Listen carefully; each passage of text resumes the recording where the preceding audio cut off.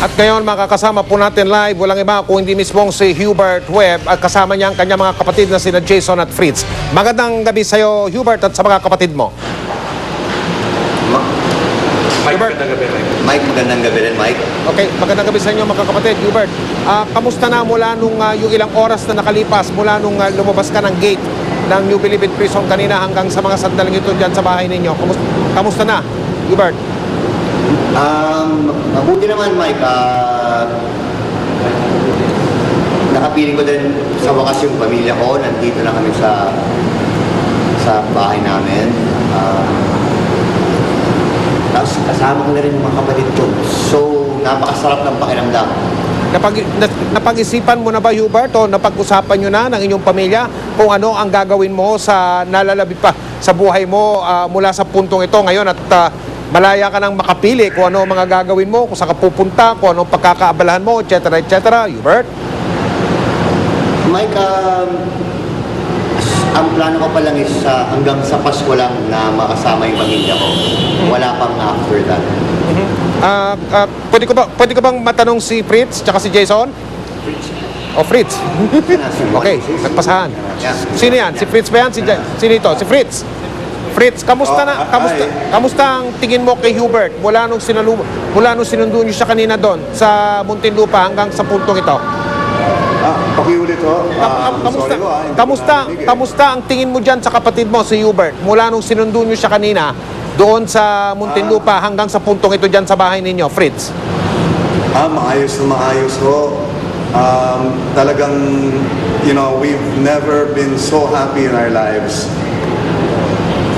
We were expecting the decision to come in January 18, but talagang parang the best Christmas gift to na nabigay sa amin ng Supreme Court.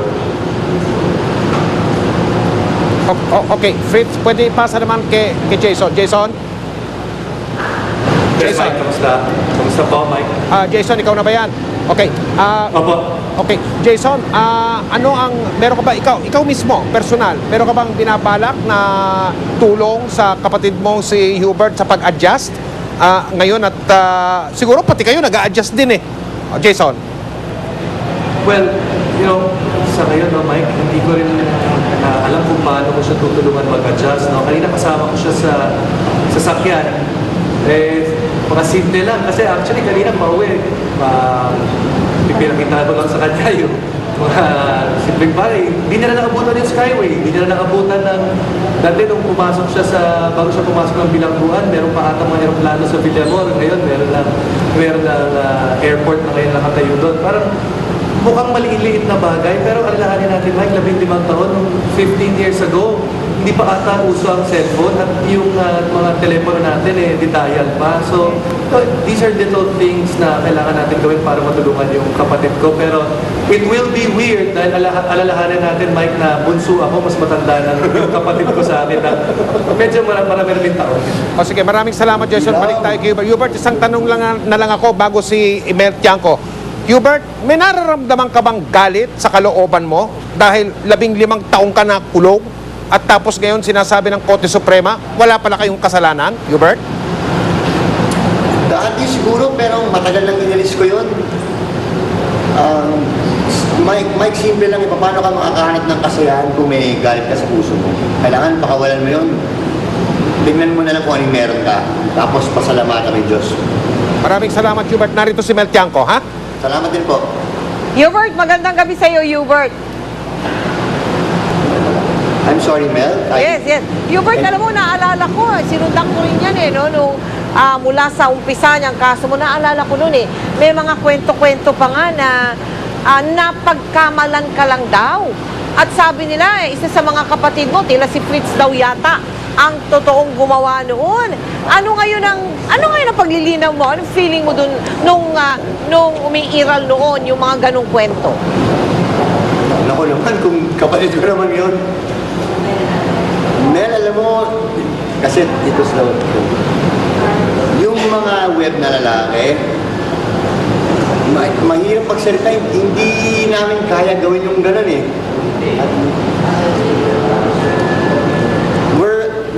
Mel, para medyo meron kaming dalawang kapatid na babae na mahal namin. So, paano kami gagawa ng ganong klase, kung may nanay kami at dalawang kapatid na mahal namin na babae? Aha. Hubert, kanina wala kang bukang bibig kung hindi yung pamilya naging intact, naging ganyan. Pwede bang marinig namin kung ano naman ang nais mong iparating sa iyong pamilya na ikaw mo naging sandalan mo all these years?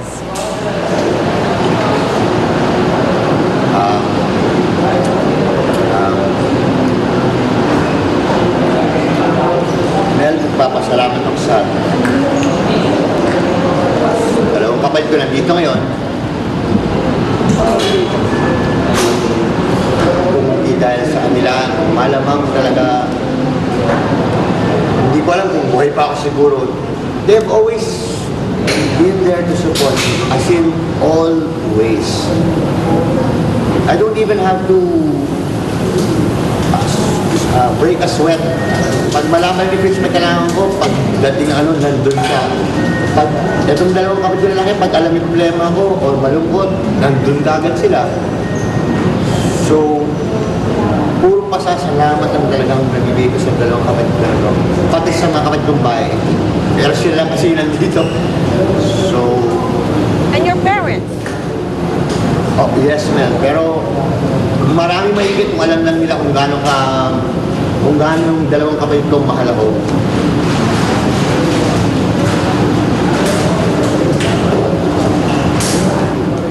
Sarap ng feeling, ha? Mel, Masarap ng feeling kung alam mo mahal na mahal ka, ha? Mel, hindi lang, iba yung pinapakita kasi madali sabihin eh.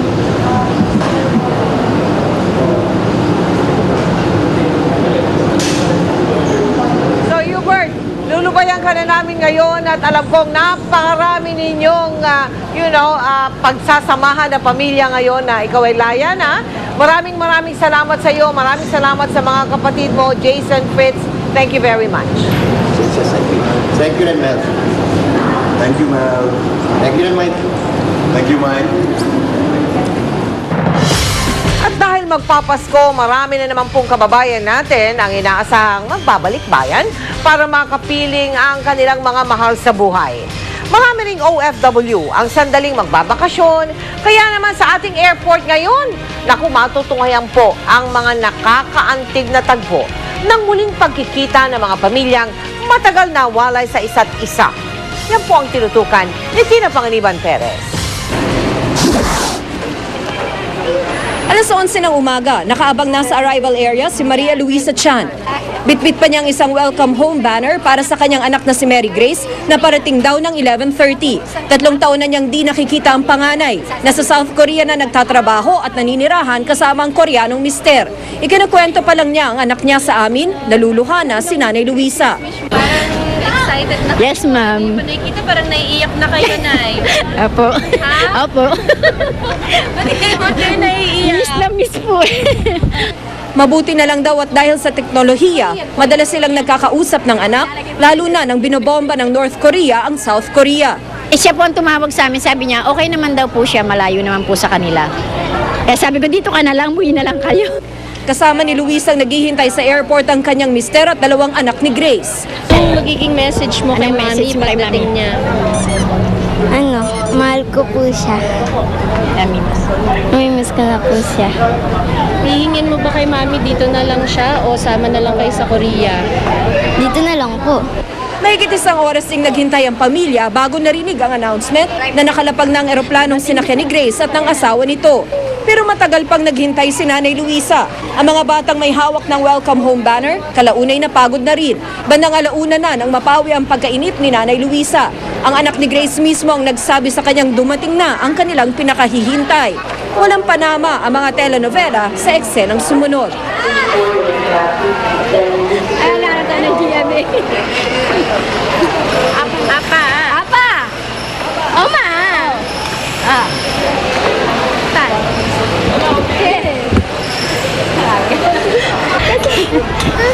Namiss ko yung pamilya ko tsaka yung 2 anak ko. Ang wish po nung anak niyong lalaki, dito na lang daw kayo.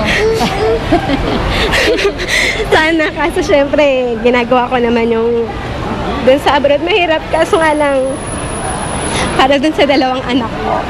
Kasi gusto ko silang bigyan ng magandang future eh. Natupad na nga ang wish ni Grace na magkasama silang pamilya ngayong Pasko. Pero may isa pa siyang wish. Makapanood po na Itbulaga. Tina Panganiban Perez, Nakatutok, 24 Oras. Chika Minute! Hindi lang Pinoy fans ang mainit na sumalubong kay Ding Dong Dantes nang magpunta siya sa Singapore. Nagulat at natuwa raw si Dong dahil kilala siya, maging ng mga taga-Singapore. Makichika kay Lars Santiago. Hindi halos mailarawan ni Ding Dong Dantes ang naramdaman niyang tuwa nang pumunta siya sa Singapore para dumalo sa 15th Asian TV Awards. Hindi akalain ng aktor na sikat pala siya roon.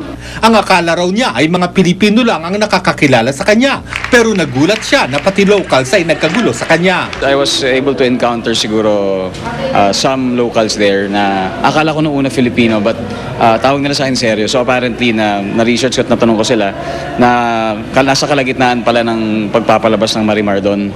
Sinabi kay Ding Dong ng mga taga-Singapore na isa ang Marimar sa pinakasikat na show ngayon doon. Na-miss nga raw ng aktor ang girlfriend na si Marian Rivera na hindi nakasama sa kanya dahil kailangang asikasuhin ang promo ng pelikula niyang Super Inday and the Golden Bibe. Especially nga nung binanggit sa akin ng Marimar dahil hinahanap siya. Tinatanong pa nga sa akin, is she really pretty? Sabi ko, yun nga, more than you can imagine, more than you can even imagine. So, talagang very updated sila sa story. Kung na-miss ni Dong si Yan sa Singapore, sa Pasko naman daw ay sila ang magkasama. Hindi pa alam ng magkasintahan kung paano nila ipagdiriwang ang Christmas, pero may sorpresa raw sila sa isa't isa. I like it to be spontaneous, pero usually lumalabas yan mga a day or two before Christmas kung ano talagang mangyayari. We just want it to be simple, pero siyempre simple, but of course it has to be well-remembered. Like siguro, do something new. I don't know. Lars Santiago, updated sa Showbiz Happening. Ito pa ang dapat niyong tutukan. Ang mga eksena sa 58th Famous Awards last night. Abangan yan mamaya sa Chika Minute. Susunod! Kotse sa Amerika, lumipad at naipit sa pagitan ng dalawang bahay. Isa sa mga naabsuelto sa Visconde Massacre, nakatagpo pala ng minamahal habang nakakulong. At veteranong cameraman na nakikipaglaban sa sakit, sandaling napasaya ng ating kapasko kapuso. Tutukan lahat ng yan dito sa 24 Oras.